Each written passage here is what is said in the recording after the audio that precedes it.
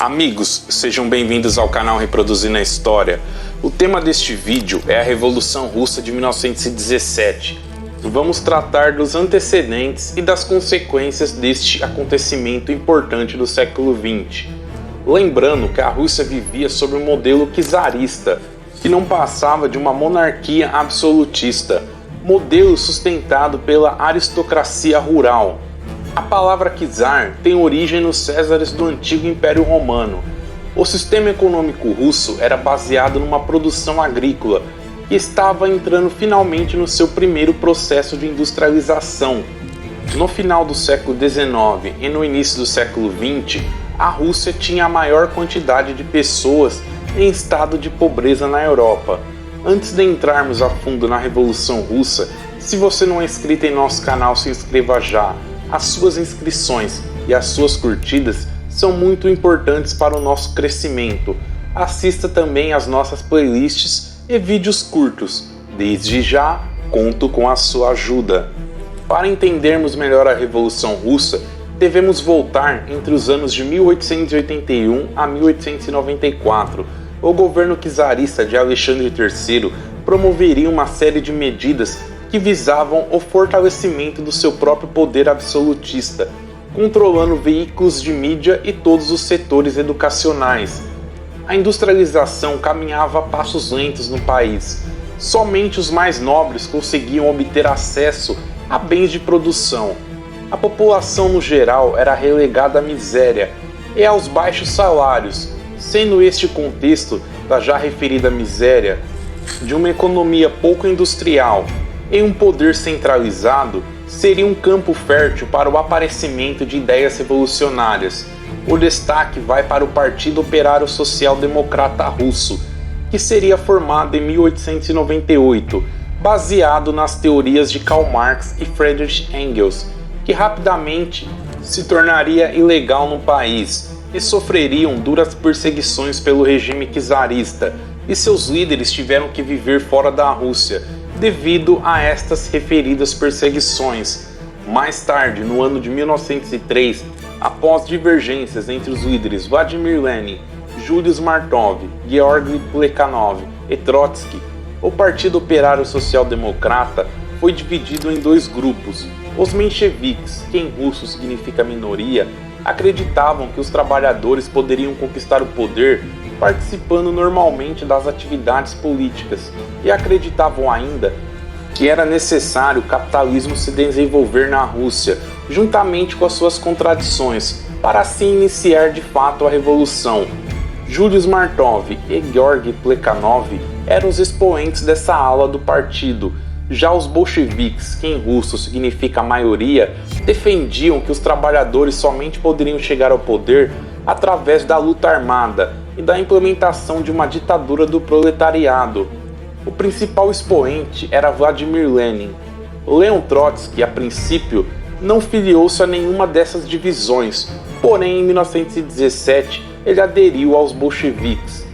Já quando Nicolau II se tornaria o czar russo em 1894, o país passou por uma industrialização maior e uma melhoria na sua infraestrutura, graças à entrada de capital estrangeiro no país. Porém, este processo só contemplava grandes centros urbanos como Moscou e São Petersburgo, relegando ao país o atraso de sempre.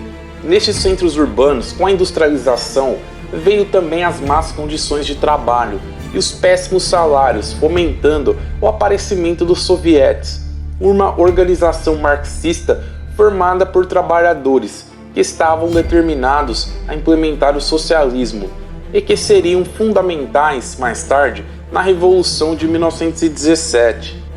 Nesta época houveram vários protestos que foram reprimidos de maneira dura pelo regime czarista.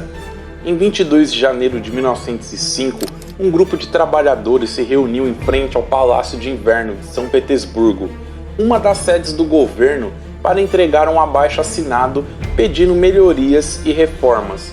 No entanto, a guarda que estava no palácio ficaria assustada com a quantidade de manifestantes e acabaria abrindo fogo contra os manifestantes, resultando em mais de 1000 mortes. Este episódio é conhecido como Domingo Sangrento e provocaria uma série de protestos ao redor do país.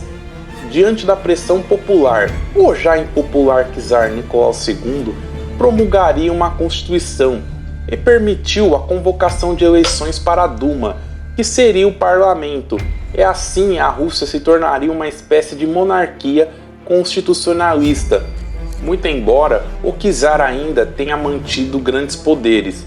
No chamado Manifesto de Outubro, segundo alguns historiadores, esta medida aplicada pelo czar foi somente para ganhar tempo e tentar diminuir o descontentamento com seu regime. Mas a derrota inesperada na Guerra Russo-Japonesa, neste mesmo ano de 1905, faria o descontentamento aumentar, primeiramente porque os russos enxergavam o Japão como um país inferior militarmente, em segundo, tiveram que ceder territórios aos japoneses, e em terceiro, a guerra que se iniciara em 1904 com seus gastos ajudou a derrubar mais ainda a economia do país. Durante o período da Primeira Guerra Mundial, os russos lutaram junto com a França e a Inglaterra, na chamada Tríplice Entente, contra a Alemanha e o Império Austro-Húngaro. Explicamos neste vídeo que está no card e na descrição a Primeira Guerra Mundial em detalhes, confira lá. Ao longo que o conflito foi se desenvolvendo, o exército russo foi acumulando derrotas e enormes baixas. Este colapso militar obviamente enfraqueceu a economia, levando ao aumento do descontentamento e da pobreza no começo de 1917.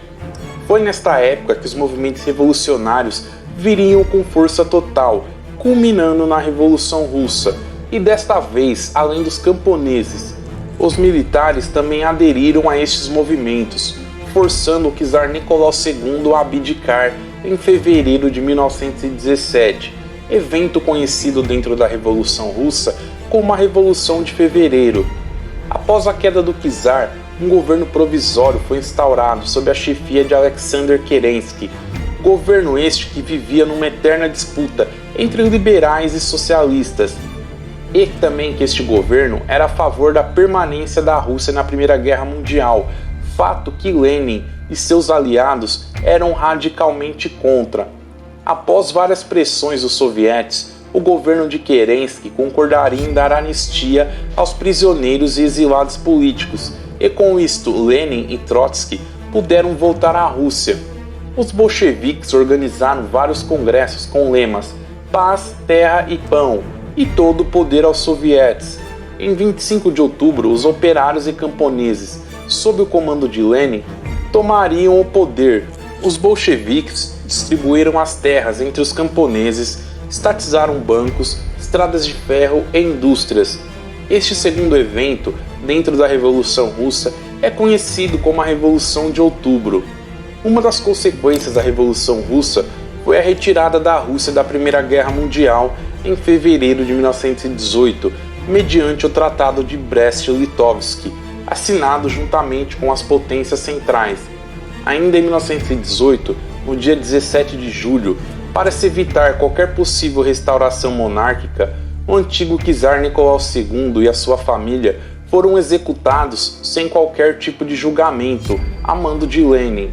Em 30 de dezembro de 2008, 90 anos depois, a Suprema Corte Russa declararia que esta execução foi ilegal e que a família real russa foi vítima de um crime, reabilitando assim o czar e a sua família, que estão enterrados na Catedral de São Pedro e Paulo, em São Petersburgo. Os 4 primeiros anos do governo bolchevique foi marcado pela intensa guerra civil entre socialistas e os liberais. O Exército Vermelho, comandado por Trotsky, venceria o Exército Branco, comandado por nobres e burgueses, garantindo a permanência dos bolcheviques no poder. A revolução estaria salva, porém, a economia ainda estava em frangalhos. Foi permitida então, durante a nova política econômica, a entrada de capital estrangeiro e o funcionamento de empresas particulares, com o objetivo claro de fazer a economia crescer, desenvolvendo os setores agrícolas e industriais. Em 1922 foi estabelecida a União das Repúblicas Socialistas Soviéticas, sob o comando de Lenin. Após a sua morte em 1924, iniciou-se uma luta dura pelo poder entre Trotsky e Stalin.